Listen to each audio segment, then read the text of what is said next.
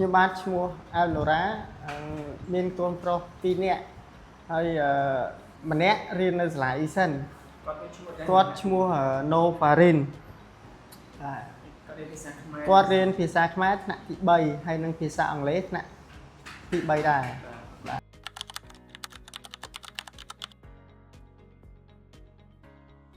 គាត់ប៉ារីនគាត់រៀននៅសាលាអ៊ីសិនហ្នឹងបានរយៈពេល4ឆ្នាំហើយគិតដល់ឥឡូវពីព្រោះអីគាត់ចាប់ផ្ដើមរៀនពីមត្តេយ្យមកបាទ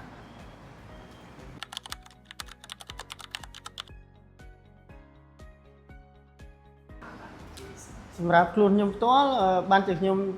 យកគាត់មកចុះឈ្មោះរៀននៅសាលាហ្នឹងទី1ខ្ញុំស្គាល់សាលាហ្នឹងយូរហើយតាំងពីសាលាហ្នឹងក៏កើតមកហើយខ្ញុំក៏បានដឹងពីសាលាហ្នឹងច្បាស់លាស់ដែរអញ្ចឹងហើយទី2មាននៅចិត្តផ្ទះខ្ញុំដែរអញ្ចឹងបានខ្ញុំ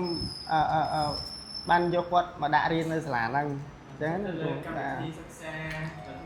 ទៅទៅនឹងការសិក្សាផ្សេងមានអាចជាកត្តាដែលធ្វើឲ្យបងសម្រេចចិត្តយកអូនមកសម្រាប់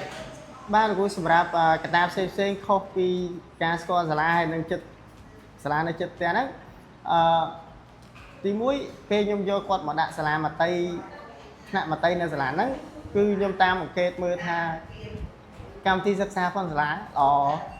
ខ្ញុំទទួលយកបានទី1ទី2វិន័យបានធ្វើឲ្យគាត់នឹងមានវិន័យល្អក្នុងសាលាឬក៏នៅក្នុងផ្ទះជាមួយបងប្អូនម៉ាក់ប៉ាបងឃើញថាគាត់មានវិន័យល្អក្រោយពីបានចូលរៀនសាលាហ្នឹងអញ្ចឹង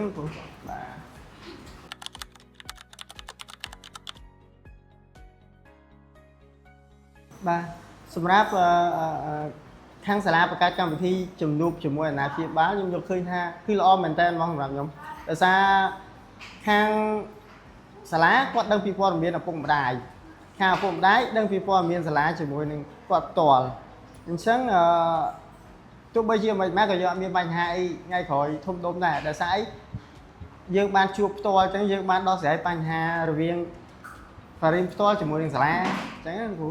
ហើយខ្លួនខ្ញុំផ្ទាល់ក៏ដឹងថាគាត់រៀនក្នុងសាលាហ្នឹងវាមិនអីមិនតាមរយៈជំនួបជាមួយលោកគ្រូអ្នកគ្រូដែលគាត់បានរៀនអញ្ចឹងណាគ្រូសម្រាប់ខ្ញុំទទួលបានព័ត៌មានក្រោយជួប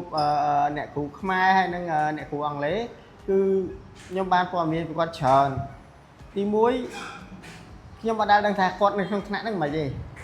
តែពេលដែលខ្ញុំបានជួបលោកគ្រូគាត់ផ្ទាល់អញ្ចឹងទៅខ្ញុំគាត់ខាងអ្នកគ្រូគាត់បកស្រាយមកខ្ញុំបានដឹងថាកូនខ្ញុំរៀននៅសាលាហ្នឹងក្នុងថ្នាក់ផ្ទាល់ហ្នឹងគាត់ជួបអីខ្លះបាទអញ្ចឹងបាទលើការសិក្សារបស់គាត់ពេលដែលគាត់ជួបគាត់មានការសោកជាមួយឬក៏រីចម្រើនឬក៏មានអីយ៉ាបត់ក្នុងថ្នាក់បញ្ញាពេលដែលខ្ញុំបានជួបខាងជំនួបជាមួយនឹងអ្នកគ្រូខ្ញុំយល់ឃើញថាអ្វីដែលអ្នកគ្រូគាត់ប្រាប់មកខ្ញុំផ្ទាល់ហ្នឹងគឺការសិក្សារបស់គាត់ហ្នឹងរីកចម្រើនជាងមុនទាំងភាសាខ្មែរហើយនិងភាសាអង់គ្លេស